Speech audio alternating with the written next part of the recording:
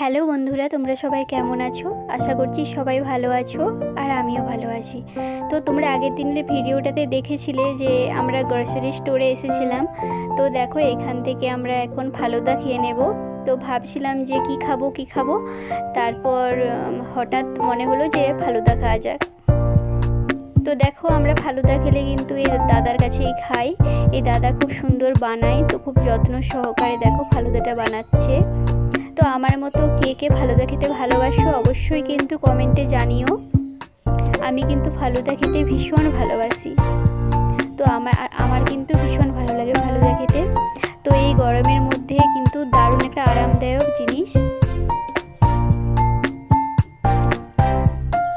তো দেখো, দাদা বানিয়ে দিচ্ছে। দেখো, দাদার বানানো হয়ে গেছে। আর দেখো, বাড়িতে এসে একটু ফেস মাস্ক লাগালাম মুখে অনেক দিন পর।